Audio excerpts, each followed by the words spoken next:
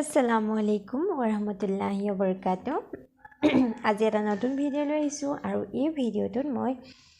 আমি পাঁচ ওয়াক্ত যেটো আমাৰ নামাজ হয় আৰু নামাজৰ প্ৰত্যেক ওয়াক্ততে কিমান ৰাকাত থাকে আৰু ৰাকাত বিলাক কেনেদৰে বিভক্ত কৰিব পাৰি তাৰ আমি থুলমুলকৈ অকমান আভাস লৈ আহিছো আৰু আমি প্ৰথমত আমাৰ যেটো নামাজ হয় এটো হৈছে ফজৰ নামাজ হৈছে 2 ৰাকাত মানে মুঠ 4 ৰাকাত আৰু সুন্নত হৈছে 2 ৰাকাত আৰু ফৰজ হৈছে 2 ৰাকাত তো ফজৰৰ পিছত আহিব আমাৰ জোহৰৰ যেটো নামাজ হয় সুন্নত হয় প্ৰথমত 4 ৰাকাত তাৰ পিছত ফৰজ হয় 4 ৰাকাত সুন্নত 2 ৰাকাত আকৌ নফল 2 ৰাকাত আৰু মুঠ আমাৰ নামাজ হৈছে 12 ৰাকাত তাৰ পিছত আহিলে আসৰ সময় আৰু আসৰত আমাৰ সুন্নত 4 ৰাকাত ফৰজ 4 ৰাকাত আৰু মুঠ আমাৰ আসৰ নামাজ হৈছে 8 ৰাকাত তাৰ পিছত আহিলে আমাৰ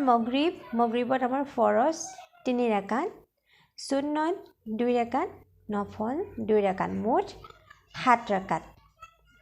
তাৰ পিছত আহিলে আমাৰ ইশা নামাজ ইশাত আমাৰ সুন্নত 4 ৰাকাত হ'ব ফৰজ 4 ৰাকাত হ'ব আকৌ সুন্নত 2 ৰাকাত আকৌ নফল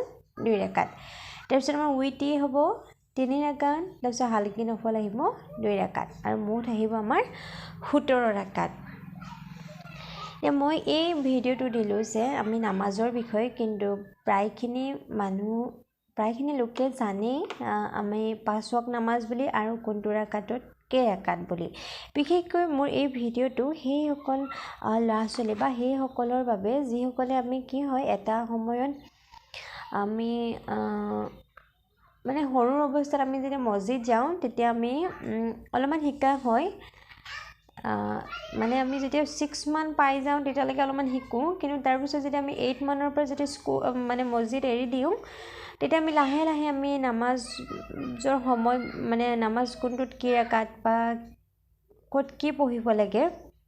সেই বস্তুটো লাহে লাহে পাহৰি অহা হয় যদি আমি প্ৰেক্টিছ কৰি থাকো তেতিয়াহ'লে মনত থাকে কিন্তু আমাৰ দেখো আমি প্ৰায় আমাৰ কি হয় যে আমি নামাজৰ প্ৰতি আমাৰ যেটো ল'ৰা-ছোৱালীৰ যেটো ধাউতিটো আমি লাহে লাহে নাইকিয়া হৈ যায় নহয় একচুয়ালি আমি তাৰ প্ৰতি গুৰুত্ব নিদিওঁ বা আমি পেৰেণ্টছ বিলাকেও তাৰ প্ৰতি সজাগতা নহওঁ সেইকাৰণে নামাজৰ প্ৰতি ল'ৰা-ছোৱালী দায়বদ্ধতা বা ল'ৰা-ছোৱালী তাৰ যে পঢ়িব লাগে বুলি মাষ্ট বি বুলি কোনো ৰুল নাই বা নপঢ়ে কাৰণে ল'ৰা-ছোৱালী তাৰ প্ৰতি জ্ঞাত নহয় সেইকাৰণে কি হয় আমি লাহে লাহে তাৰ পিছত পাহৰি থকা হয় আৰু পঢ়াৰ লগে লগে এটা এজত আমি গোটেইখিনি পাহৰিয়ে থাকো সেই সকল ল'ৰা-ছোৱালীয়ে যেহেতু শিকাত অকণ অসুবিধা হয় আৰু তেওঁলোকে যেন পুনৰ পাহৰি নাযায় তেওঁলোক যে মনত থাকে তাৰ সেইকাৰণে মই ভিডিওটো আগবঢ়ালো আৰু আমি যিমান পাৰো আমি ঘৰত যিখিনি আমি ডাঙৰ মানুহ থাকো তেওঁলোকক অন্তত এই বিষয়ে সজাগ কৰিব লাগে আৰু নামাজৰ প্ৰতিও আমি সমানে ল'ৰা-ছোৱালীক আমি শিক্ষাটো দিব লাগে মানে আমি স্কুল শিক্ষা যিমানেই নলক নামাজৰ প্ৰতিও আমি ল'ৰা-ছোৱালীক শিক্ষাটো দিব লাগে বা যেহেতু আমাৰ সময় খুব কম লাগে নামাজ পঢ়িবলৈ তেওঁলোকে প্ৰথমত 2 ৰাকাতকে শিকিলেও যথেষ্ট বাকি পিছৰখিনি তেওঁলোকে নিজেই শিকিব পাৰিব কিন্তু অকমান হলে আমি তেওঁলোক তাৰ প্ৰতি ধাৰতি বা তাৰ প্ৰতি দায়বদ্ধতাটো আমি সৰুৰ পৰা বুজালেহে তেওঁলোক বুজি পাব আৰু আশা কৰোঁ আপোনালোকে যেন ভিডিওটো অকমান হলেও শ্বেয়াৰ কৰিব কোনবা এজনে উপকৃত হলেও ভাল লাগিব এজনৰ পৰা যেন আন এজন উপকৃত হয় আৰু ভাল লাগিব যিমান পাৰে ভিডিওটো শ্বেয়াৰ কৰিব আৰু লগতে চেনেলটো সাবস্ক্ৰাইব কৰি দিব সাবস্ক্ৰাইব আহিলে ভাল লাগিব কিয়নো বেছি কিবা এটা নহয় কিবা এটা যেন কোনবা শিকিব পাৰিব